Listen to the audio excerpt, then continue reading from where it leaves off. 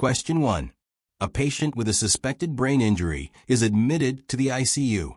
Which assessment is most critical to determine the patient's neurological status? A. Monitoring blood pressure trends. B. Glasgow Coma Scale (GCS) assessment. C. Assessing the patient's heart rate.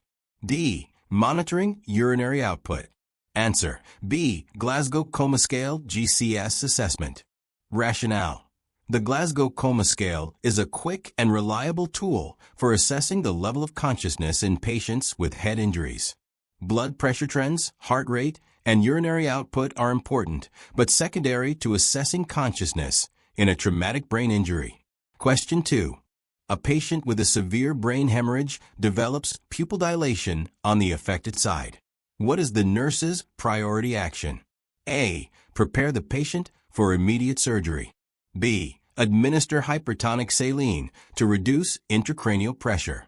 C. Assess the patient's level of consciousness and notify the healthcare provider. D. Check the patient's blood pressure and reposition them. Answer: C.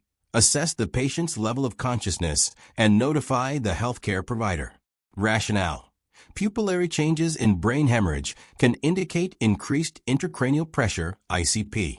The priority is assessing consciousness and notifying the healthcare provider.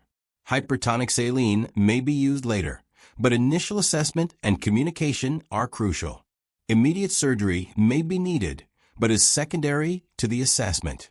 Monitoring blood pressure and repositioning are necessary, but they don't address the emergent situation. Question 3. A patient presents with severe facial weakness, drooping of the eyelid, and loss of the sense of taste. Which cranial nerve is most likely affected? A. Cranial nerve I. B. Cranial nerve 7. C. Cranial nerve X. D. Cranial nerve 12. Answer: B. Cranial nerve 7. Rationale: cranial nerve 7 facial nerve controls facial expressions, eyelid movement, and taste sensation on the anterior 2/3 of the tongue. Loss of taste, eyelid drooping, and facial weakness are indicative of a facial nerve issue. Cranial nerve I olfactory is responsible for smell, cranial nerve X vagus for swallowing and speech, and cranial nerve 12 hypoglossal for tongue movement. Question 4. A patient diagnosed with a brain tumor is experiencing new onset of hemiparesis.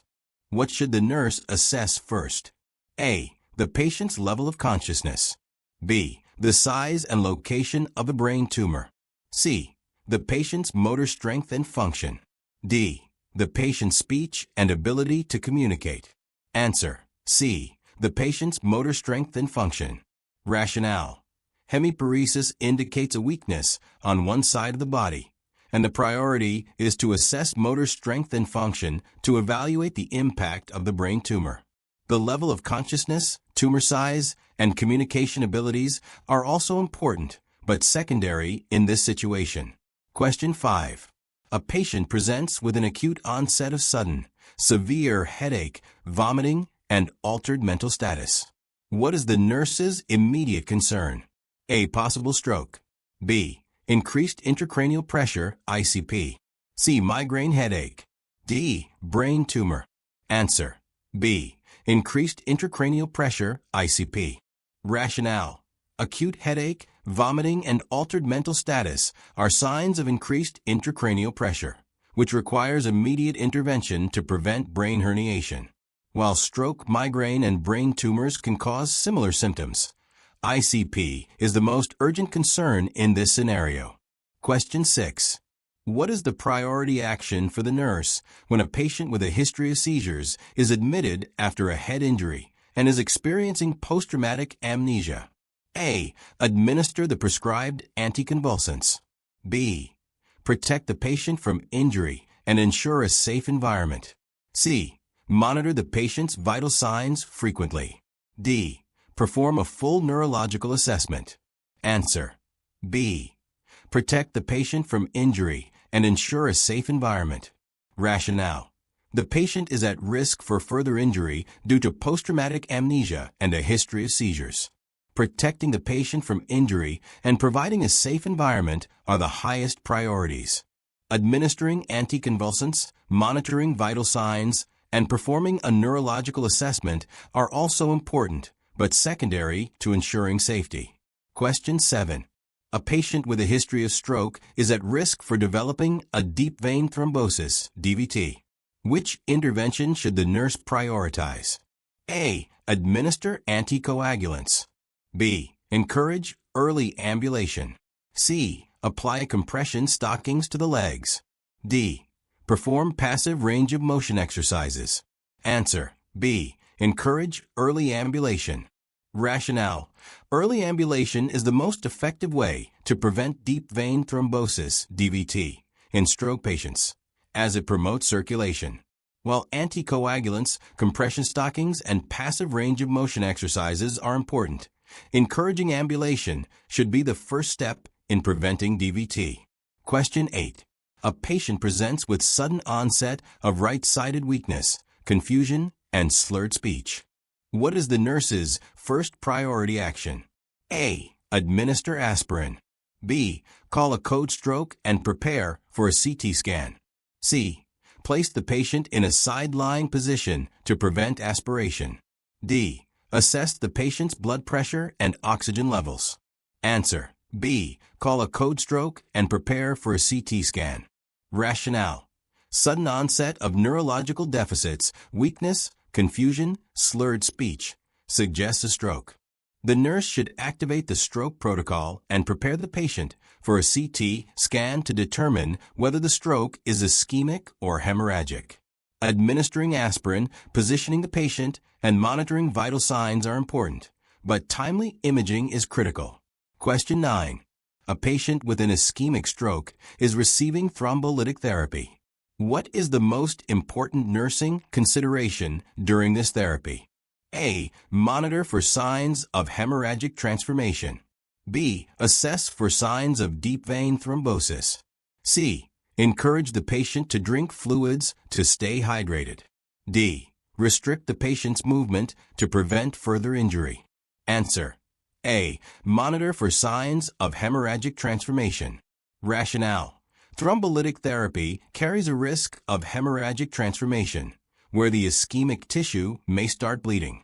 The nurse should closely monitor for signs of bleeding, e.g., changes in neurological status, hematoma formation. Other interventions, such as monitoring for DVT, hydration, and restricting movement, are important but secondary to monitoring for Question 10. A patient with Parkinson's disease is prescribed levodopa. Which instruction should the nurse include when educating the patient about this medication? A. Take your medication with food to prevent nausea. B. Avoid taking this medication with high-protein foods. C. You can stop taking this medication if you feel better. D. You may experience a sudden drop in blood pressure when standing. Answer. B. Avoid taking this medication with high-protein foods. Rationale. Levodopa is absorbed in the small intestine, and high-protein foods can interfere with its absorption, reducing its effectiveness. Taking the medication with food is generally recommended for nausea, but it's important to avoid high-protein meals around the time of taking levodopa. Stopping medication is contraindicated, and a sudden drop in blood pressure is a common side effect of Parkinson's disease itself, but not directly related to levodopa. Question 11. A patient with Guillain-Barré syndrome is being monitored for respiratory failure. What should the nurse assess most frequently? A. Level of consciousness. B. Respiratory rate and oxygen saturation. C. Bowel and bladder function.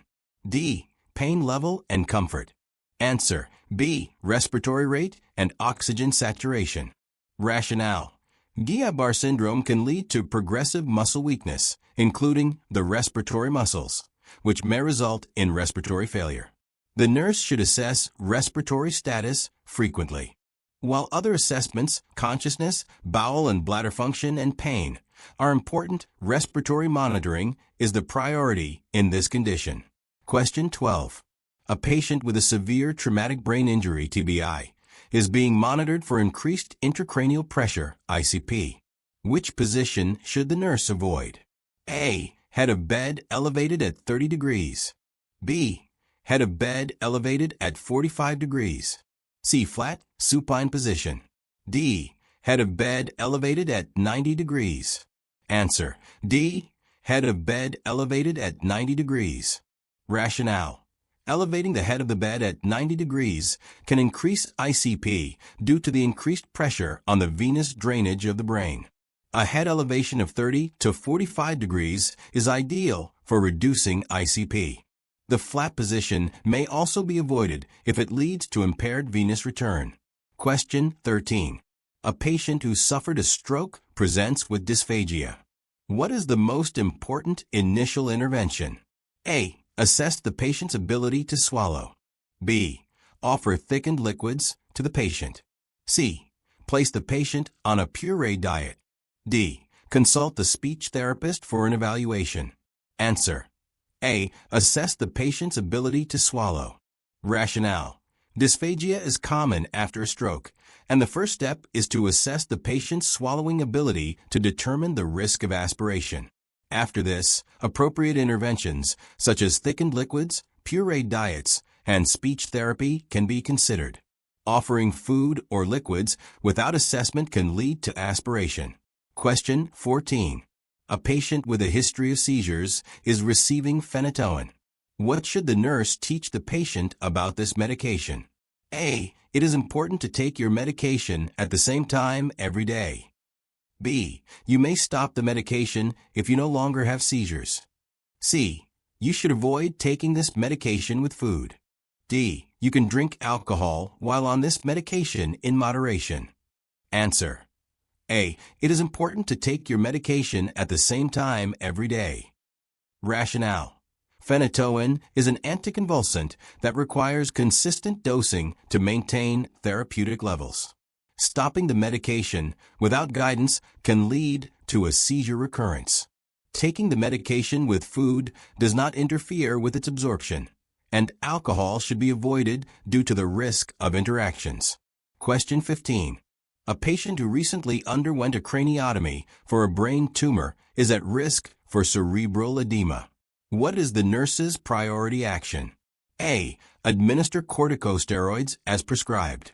B. Position the patient with the head elevated at 30 degrees.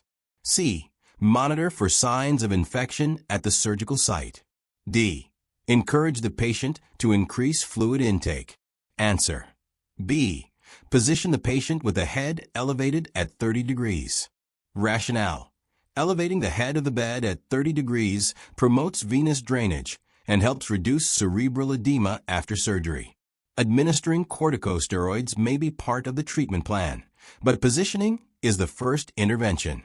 Monitoring for infection is important, but not as urgent as managing cerebral edema.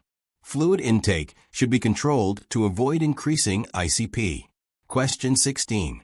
A patient with a recent stroke is exhibiting signs of neglect of their left side. What should the nurse include in the care plan? A. Provide frequent reminders to the patient to use the left side. B. Ensure that the environment is free of obstacles on the left side. C. Encourage the patient to complete tasks using their left side only. D. Promote independence by allowing the patient to care for the left side. Answer: B. Ensure that the environment is free of obstacles on the left side. Rationale: neglect of one side of the body, often seen with right-sided brain injuries, means the patient may not be aware of or use that side. Making sure the environment is free of obstacles helps the patient safely navigate and use the affected side. Reminders, encouragement, and promoting independence are important, but secondary to ensuring safety. Question 17. A patient with Alzheimer's disease is becoming increasingly agitated and combative during care. What is the nurse's first priority intervention? A. Administer the prescribed sedative. B. Redirect the patient to a calm environment. C. Ensure the patient's physical needs are met. D. Call for assistance from security staff. Answer: B. Redirect the patient to a calm environment.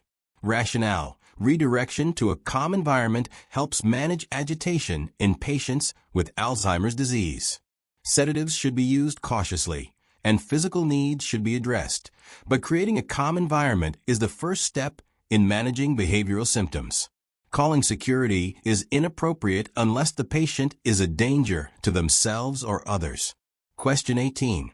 A patient with a spinal cord injury is developing signs of autonomic dysreflexia. What should the nurse do first? A. Administer antihypertensive medications. B. Raise the head of the bed to a sitting position.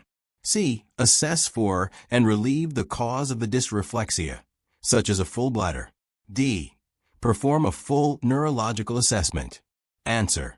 C. Assess for and relieve the cause of the dysreflexia, such as a full bladder. Rationale. Autonomic dysreflexia is typically caused by bladder distension or bowel impaction, and addressing the underlying cause, such as emptying the bladder, is the priority. Raising the head of the bed may be helpful, but it is not the first intervention. Administering antihypertensive medications and performing a neurological assessment are important, but secondary to resolving the cause. Question 19. A patient is recovering from a stroke and is showing signs of emotional lability. What is the most appropriate nursing intervention? A. Reassure the patient that these feelings will pass. B. Use therapeutic communication to help the patient express feelings. C. Encourage the patient to suppress emotional outbursts. D. Administer an antidepressant as prescribed. Answer. B. Use therapeutic communication to help the patient express feelings. Rationale. Emotional lability is common after a stroke due to brain changes. Using therapeutic communication helps the patient express their emotions in a healthy way. Reassurance is important, but the nurse should provide support for emotional expression. Suppressing emotions can worsen the issue, and antidepressants are not the first-line treatment for this symptom. Question 20. A patient with a history of epilepsy is scheduled for an EEG. What is the nurse's role in preparing the patient for this test? A. Ensure the patient refrains from eating before the test. B. Explain the procedure and ensure the patient understands it. C. Administer an anticonvulsant medication before the test. D. Encourage the patient to take a nap before the test. Answer. B. Explain the procedure and ensure the patient understands it. Rationale. Explaining the procedure is essential for reducing anxiety and ensuring the patient is well prepared.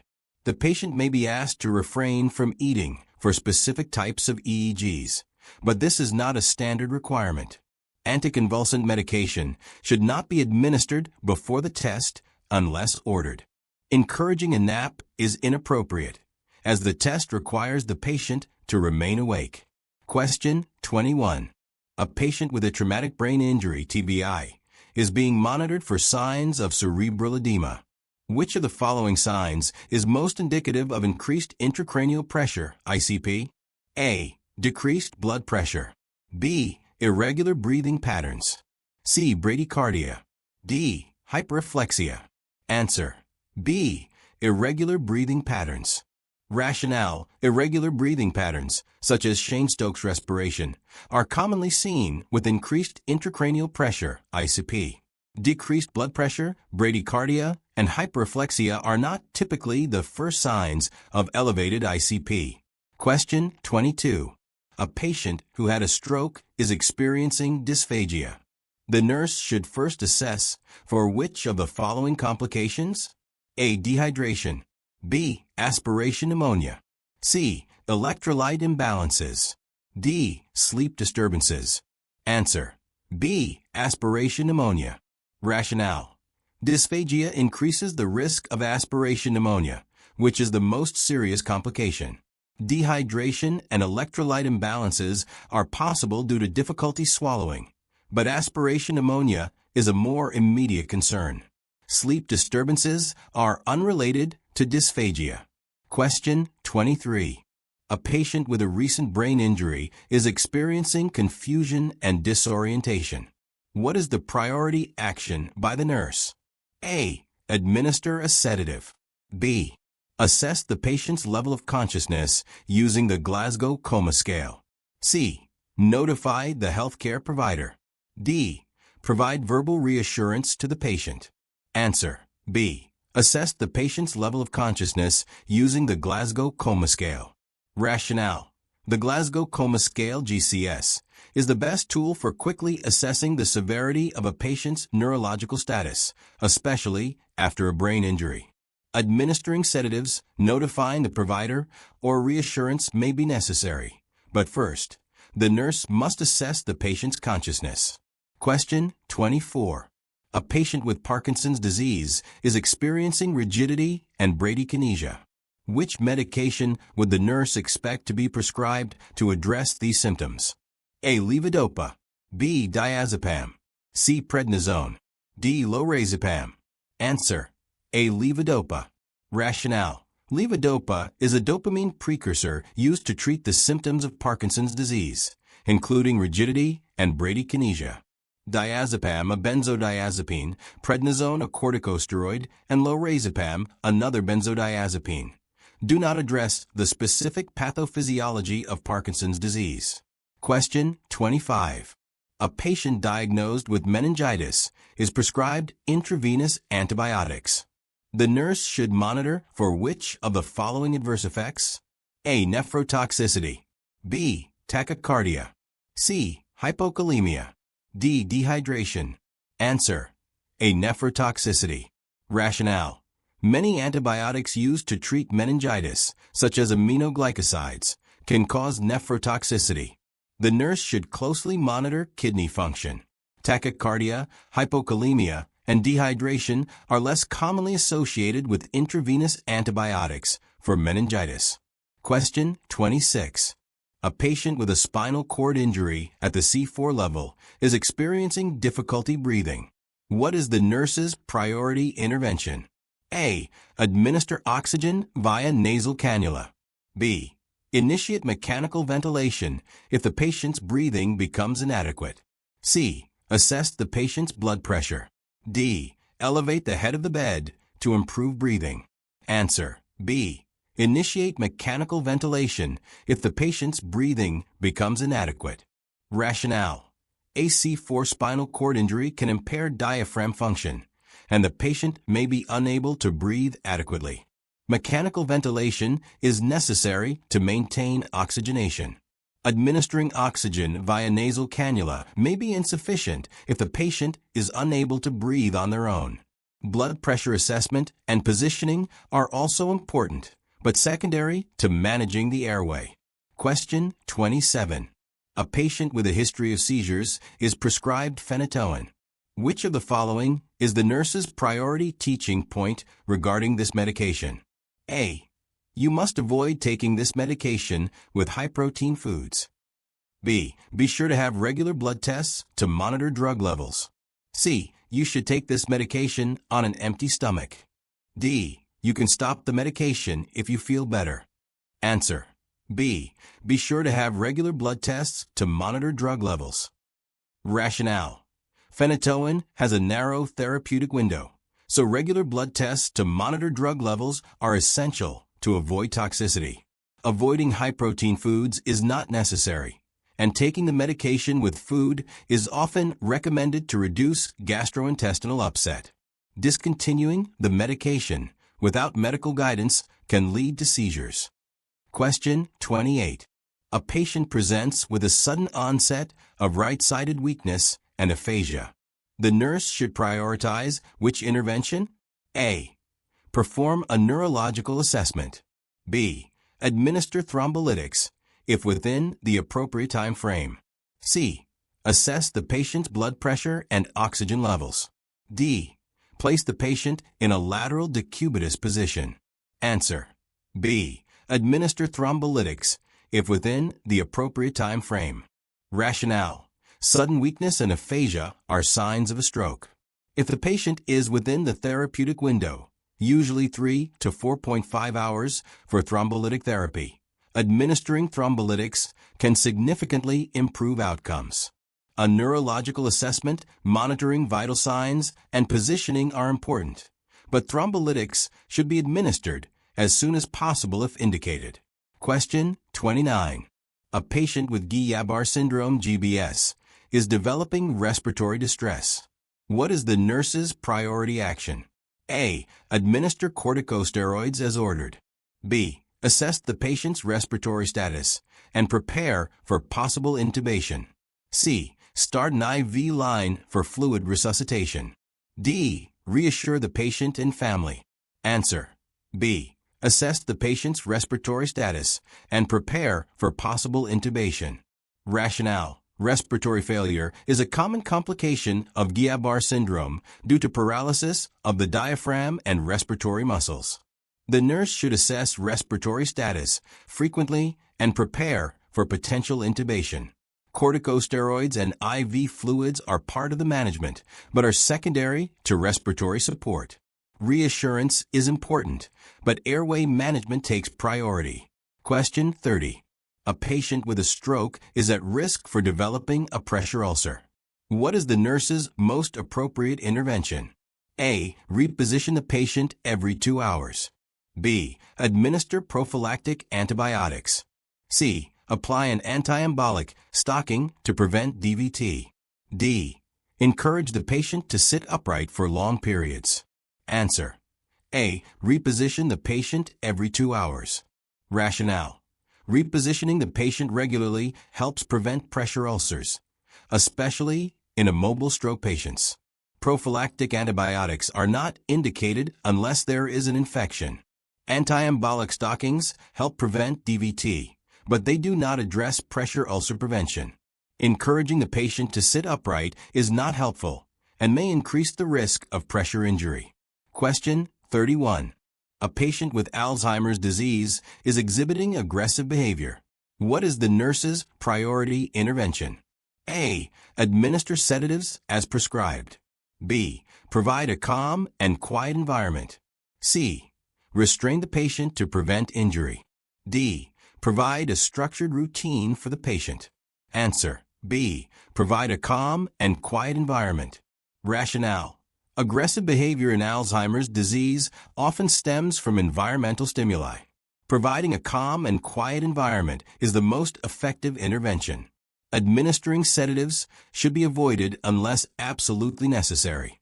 Restraint use is not appropriate unless the patient is in immediate danger. A structured routine is important, but secondary to addressing the current behavioral issue. Question 32. A patient with a history of multiple sclerosis, MS, is experiencing an exacerbation. What is the nurse's primary intervention? A. Administer immunosuppressive medications. B. Provide emotional support and reassurance. C.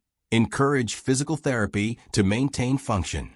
D. Administer corticosteroids to reduce inflammation.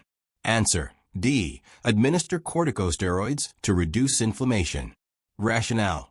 Corticosteroids are commonly used to reduce inflammation and shorten the duration of MS exacerbations. Immunosuppressive medications are not typically used for acute exacerbations. Emotional support and physical therapy are important, but corticosteroids are the primary intervention. Question 33. A patient with a brain tumor is experiencing increased ICP. Which of the following interventions should the nurse avoid? A. Administering medications to reduce cerebral edema. B. Hyperventilating the patient to lower CO2 levels. C. Elevating the head of the bed at 30 degrees. D. Monitoring vital signs frequently. Answer. B. Hyperventilating the patient to lower CO2 levels. Rationale. Hyperventilation can cause cerebral vasoconstriction, worsening cerebral ischemia in patients with increased ICP. The nurse should administer medications to reduce cerebral edema, elevate the head of the bed to 30 degrees, and monitor vital signs regularly to manage ICP effectively. Question 34. A patient is being treated for a subdural hematoma. What is the most important assessment to monitor? A. Respiratory rate and effort. B. Glucose levels. C. Neurological status, including GCS. D. Skin integrity. Answer: C. Neurological status, including GCS.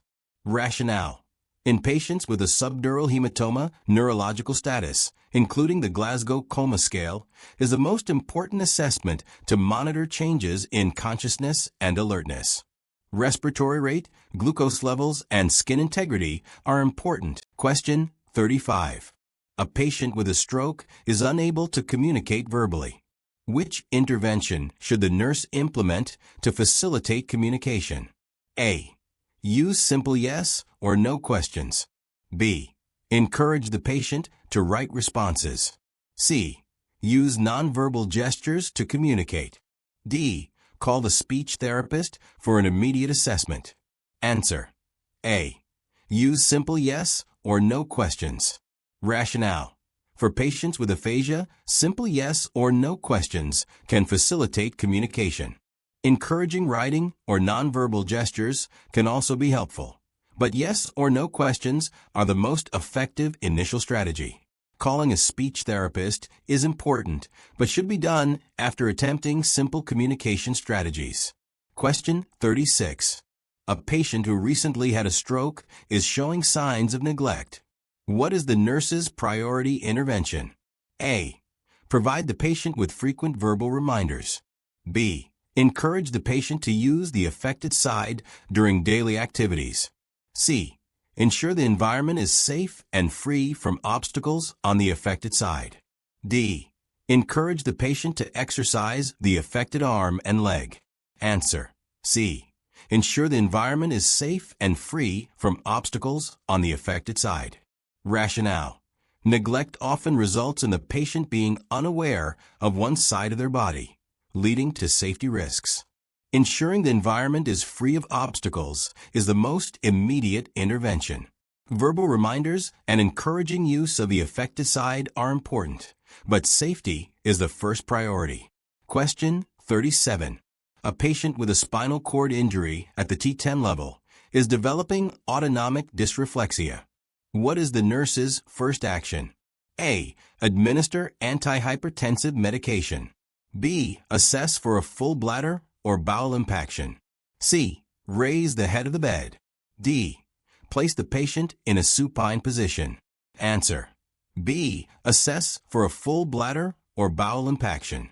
Rationale: autonomic dysreflexia is most commonly triggered by bladder distension or bowel impaction. The nurse should assess and relieve the underlying cause first. Administering antihypertensive medications, raising the head of the bed, or placing the patient supine are secondary interventions. Question 38. A patient with chronic migraines is prescribed triptan therapy. What is the nurse's priority teaching point? A. Take this medication every day, even when you don't have a migraine. B. This medication can cause drowsiness, so avoid driving after taking it. C. Take this medication at the onset of a migraine, not as a preventive measure. D. You should not take this medication if you have high blood pressure. Answer: D. You should not take this medication if you have high blood pressure. Rationale: triptans can cause vasoconstriction, which may increase blood pressure, so they should be avoided in patients with uncontrolled hypertension. Taking triptans only during a migraine attack is correct, and drowsiness is a side effect, but the most important teaching point is about contraindications. Question 39. A patient with a history of seizures is admitted with a new onset of confusion. What is the nurse's priority action? A. Administer antiepileptic medications as ordered. B. Perform a full neurological assessment. C. Check the patient's glucose level. D. Notify the healthcare provider of the change in condition. Answer: C. Check the patient's glucose level. Rationale: new onset of confusion in a patient with a history of seizures may be due to hypoglycemia, which should be ruled out first. Administering antiepileptic drugs, performing a neurological assessment, and notifying the provider are also important, but checking glucose is the immediate priority. Question 40. A patient with a suspected stroke is brought to the emergency department. What is the nurse's priority action upon arrival? A. Administer oxygen. B. Obtain a CT scan to determine the type of stroke. C. Start an IV for fluid resuscitation. D. Administer aspirin as ordered. Answer: B. Obtain a CT scan to determine the type of stroke. Rationale: the priority action is to obtain a CT scan to determine whether the stroke is ischemic or hemorrhagic. This will guide treatment decisions. Administering oxygen and starting an IV may be necessary, but are secondary to obtaining imaging. Aspirin is typically used for ischemic stroke, but should only be given once the